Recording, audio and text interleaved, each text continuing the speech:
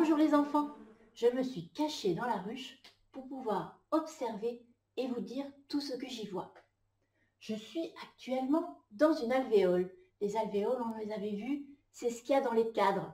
Alors, cette alvéole, elle a 6 côtés. 1, 2, 3, 4, 5, 6. Dans l'alvéole, la reine va pondre les œufs.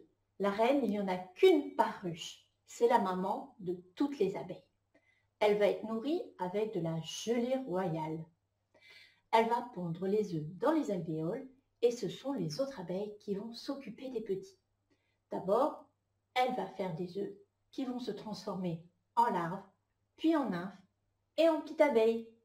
Les jeunes abeilles qui sortent des alvéoles vont avoir du travail, mais elles ne vont pas sortir tout de suite de la ruche. Elles vont devoir faire le ménage, ranger les provisions, nourrir les larves et surveiller l'entrée. Et avec leurs ailes, elles vont même aérer la ruche en les battant très vite pour faire de l'air. Quand l'abeille est un peu plus vieille, elle va pouvoir sortir de la ruche pour aller butiner. Elle va ramener le nectar.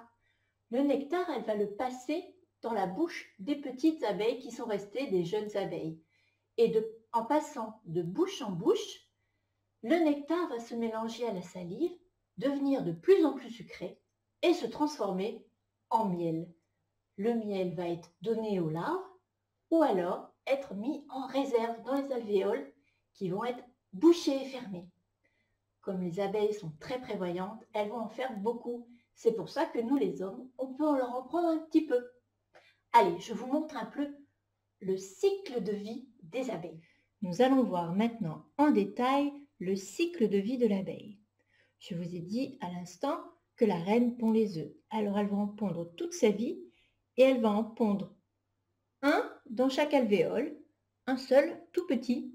Mais attention, celui-ci va grossir. Il va se transformer en larve. Alors ici, ce sont des représentations, c'est en plastique, je n'ai pas été chercher des œufs et des larves d'abeilles. Donc voici la larve. La larve, elle, va se transformer en nymphe. Donc on voit déjà qu'elle a des petites pattes, mais ce n'est pas encore une abeille. C'est elle que les jeunes abeilles vont nourrir. Elles sont très gourmandes, elles vont manger le nectar.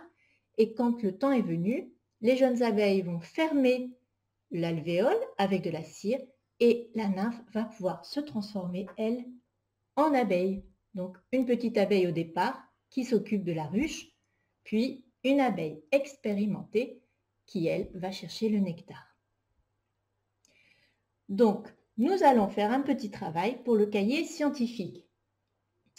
Alors, cette feuille-ci, il va falloir... Alors ça, c'est un bel exercice pour vous les enfants. Il va falloir découper à l'extérieur du cercle. Et découper un rond, ça, c'est pas facile. Donc, essayez un petit peu déjà avant de passer la main aux adultes. Donc, on découpe celui-ci. Alors, celui-ci, c'est peut-être les grands qui vont le faire parce qu'il faut juste découper cette zone ici. Alors là, il y a un petit rond pour pouvoir placer une attache parisienne. Alors, tout le monde n'a pas une attache parisienne à la maison. Donc, moi, je vous conseille de prendre des fermoirs de sacs de congélation et de bidouiller un peu, je suis sûre que ça fonctionne. Donc, une fois qu'on a l'attache parisienne, on fait un petit trou là et un petit trou ici. Ah ben non, oui, c'est ça. On met l'attache parisienne, on la referme à l'extérieur. Et comme ça, à l'arrière, on va pouvoir faire tourner le petit cercle pour pouvoir voir le cycle de vie comme je viens de vous l'expliquer. Pour le travail, eh bien ici, il va falloir représenter le cycle de vie. Alors, vous pouvez toujours vous aider de celui-ci en faisant tourner au fur et à mesure, donc en commençant évidemment par l'œuf.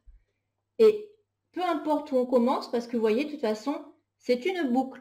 Donc, on pourrait mettre l'œuf tout en haut et dire l'œuf se transforme en larve, en nymphe ou en abeille.